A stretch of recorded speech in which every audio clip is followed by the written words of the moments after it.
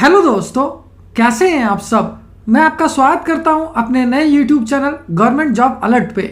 हमेशा की तरह हम आपके लिए फिर से एक नई जॉब वैकेंसी की जानकारी लेकर आए हैं दोस्तों, जो कि हमारे पास निकल कर आई है chief medical officer of health Nadia की तरफ से।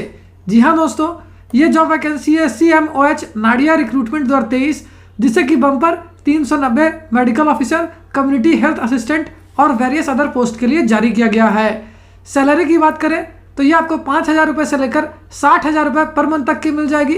वहीं जॉब लोकेशन आपका नाडिया वेस्ट बंगाल रहेगा। अगर बात कर लेते हैं इस फॉर्म का आवेदन करने के लिए अप्लाई मोड क्या रखा गया है, तो इसे कम्प्लीटली ऑनलाइन रखा गया है दोस्तों। तो आइए बिना देर किए इस जॉब वैकेंसी के बारे में डिटेल में जान लेते हैं। लेकिन उससे पहले अगर आपने हमारे चैनल को सब्सक्राइब नहीं किया है तो तुरंत ही सब्सक्राइब करें, साथ ही इस वीडियो को पूरा देखें और लाइक और शेयर करना ना भूलें।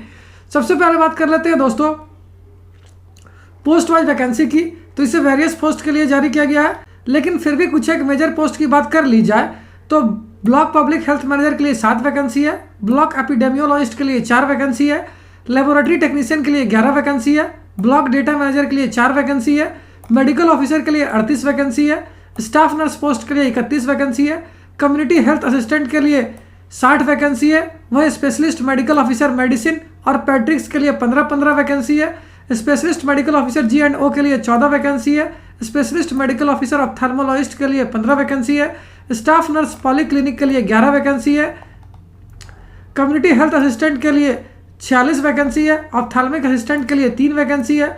इसी प्रकार से बाकी की वैकेंसी नंबर आप इस वीडियो को पॉज करके आसानी से स्क्रीन पर चेक कर सकते हो।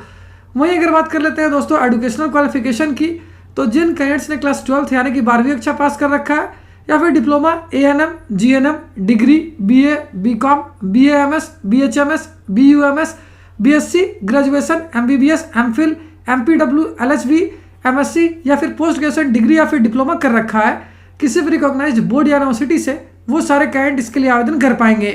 वहीं अगर बात कर लेते हैं दोस्तों पोस्ट वाइज एजुकेशनल क्वालिफिकेशन की, तो ब्लॉक पब्लिक हेल्थ मैनेजर के लिए आपका BSc इन लाइफ साइंस से किया होना आवश्यक है या फिर पोस्ट ग्रेजुएशन डिग्री या डिप्लोमा इन मैनेजमेंट से किया होना जरूरी है।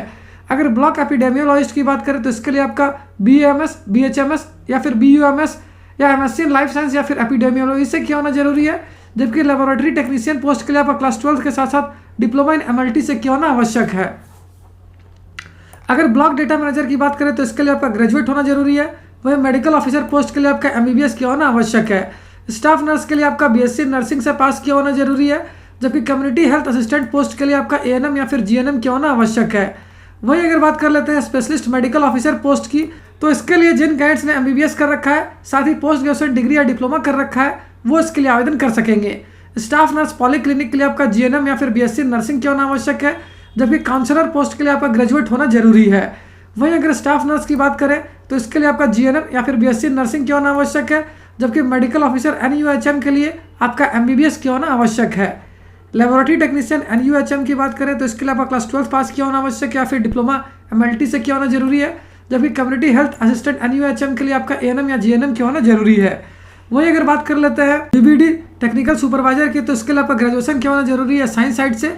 जबकि सोशल वर्कर पोस्ट के लिए आपका ग्रेजुएशन BA BSc या फिर BCom किया होना आवश्यक है। ऑप्थेल्मिक असिस्टेंट के लिए आपका क्लास 12 पास किया होना जरूरी है या फिर डिप्लोमा किया होना आवश्यक है। वहीं GNM HCP के लिए आपका BSc नर्सिंग से किया होना आवश्यक है। जबकि TBHV NHM के लिए आपका MPW LHB या फिर ANM किया होना आवश्यक है। वहीं सीनियर मेडिकल ऑफिसर या मेडिकल ऑफिसर DTC के लिए आपका MBBS किया होना आवश्यक है। अगर बात की जाए सीनियर ट्रीटमेंट सुपरवाइजर पोस्ट की, तो इसके लिए आपका ग्रेजुएशन किया होना आवश्यक है साइंस साइड से। जबकि मल्टी रिहेबिलिटेशन वर्कर पोस्ट के लिए आपका डिग्री इन फिजियोथेरेपी से किया होना आवश्यक है। अगर लेबोरेटरी टेक्नीशियन की बात करें तो इसके लिए आपका डिप्लोमा या फिर ग्रेजुएशन किया होना आवश्यक है MLT से या फिर BSc किया होना जरूरी है। वहीं क्लिनिकल साइकोलॉजिस्ट पोस्ट के लिए आपका पोस्ट ग्रेजुएशन डिग्री या फिर MPhil किया होना आवश्यक है। अगर बात कर लेते हैं कम्युनिटी नर्स पोस्ट की, तो इसके लिए आपका GNM किया होना जरूरी है। वहीं yoga instructor multitasking staff accountant या लोअर डिवीजन क्लर्क के लिए ये एज पर नॉर्म्स रखी गई है। इसकी डिटेल्स आप इसके ऑफिशियल नोटिफिकेशन में चेक कर पाओगे। वहीं अगर सैलरी की बात करें पोस्ट वाइज, तो इसे आप इस वीडियो को पॉज करके आसानी से देख सकते हो। वहीं अगर बात कर लेते हैं दोस्तों एज लिमिट यानी आयु सीमा की, तो जिन कैंडिडेट्स की आयु 62 वर्ष या उससे कम है 1 जनवरी 2023 से पहले तक, वो सारे कैंडिडेट इसके लिए आवेदन कर सकेंगे। वहीं कुछ पोस्ट के लिए आयु सीमा 40 वर्ष रखी गई है, कुछ के लिए 62 वर्ष। इसे आप इस वीडियो को पॉज करके आसानी से चेक कर पाओगे। वहीं अगर एप्लीकेशन फ़ी की बात करें तो अनरिजर्व और ओबीसी कैंडिडेट्स को देने होंगे 100 रुपये, जबकि SC/ST कैंडिडेट्स को देने होंगे 50 रुपये। मोड ऑफ पेमेंट ऑनलाइन ही होगी दोस्तों। वहीं अगर सिलेक्शन प्रोसेस की बात की जाए तो ये केवल रिटन टेस्ट और इंटरव्यू पे बेस्ड होगी। और अगर अंत में बात कर लेते हैं इंपॉर्टेंट डेट्स की, तो इस फॉर्म को भरने की प्रक्रिया 17 अक्टूबर 2023 से स्टार्ट हो जाएगी, जो कि 7 नवंबर 2023 तक चलेगी। वहीं लास्ट डेट जो है रजिस्ट्रेशन का वो 5 नवंबर 2023 को ही रखा गया है।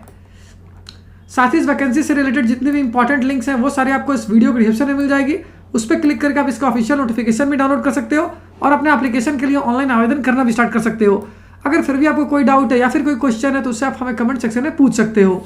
तो फिर मिलता हूँ दोस्तों एक नए वीडियो में एक नई जॉब वैकेंसी की जानकारी लेकर। जय हिंद।